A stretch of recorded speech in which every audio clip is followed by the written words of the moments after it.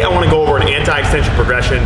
We're going to go through 3 exercises to progress from a bear hold plank to a modified plank to a regular front plank. The reason we're going to show regressions all the way up to front plank is typically a lot of your clients are going to come in thinking they have good anterior posterior control of their pelvis and the rib cage, and they really don't. Lots of people have practice planking but not active planking.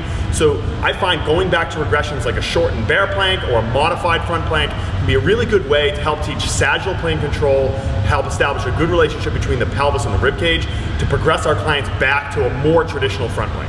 So I'm gonna have Ariel start right here in front of me in a bear hold position, so just turn sideways so the camera can see, okay?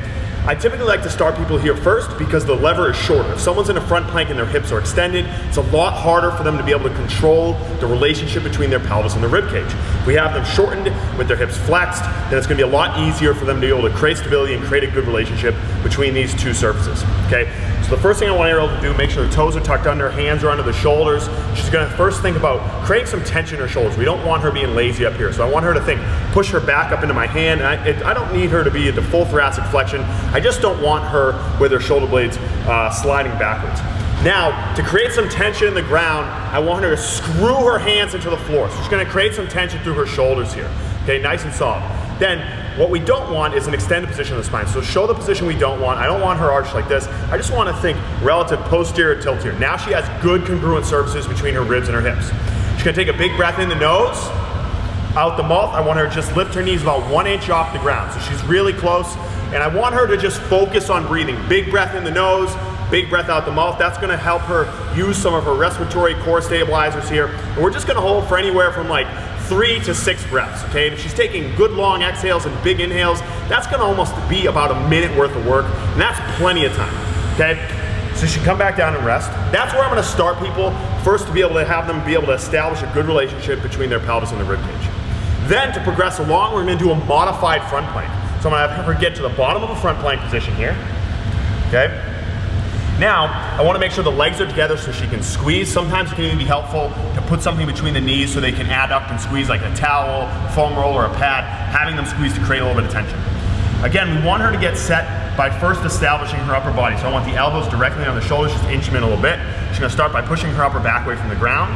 And then to create some anterior tension, I want her to think about actively pulling her elbows against the turf. That's gonna get her to get some of her abs on. She probably already feels some tension there.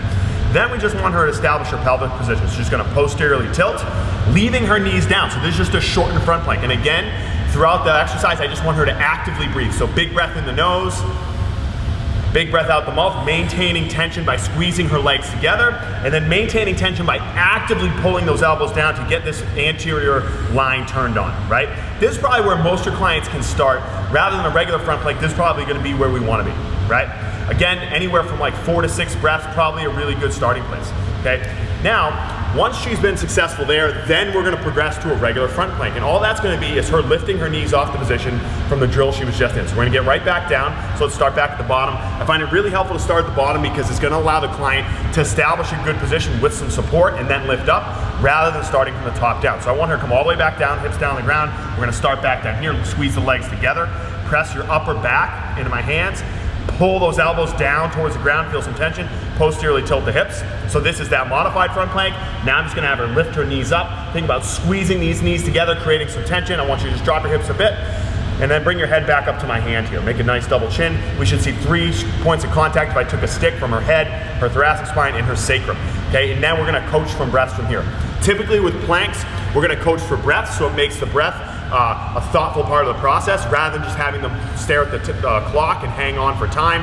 We're gonna coach anywhere, like I said, 3 to 6 breaths actively through this. From here, once someone's successful at front planking, they can hold this position. Then we're gonna think to progressing to more dynamic exercises like a ball rollout, a body saw, or something like that. But try these regressions, see if we can get people to establish a good relationship between their pelvis and their rib cage, and then we can progress towards more aggressive anti-extension exercises from there. Thanks for watching.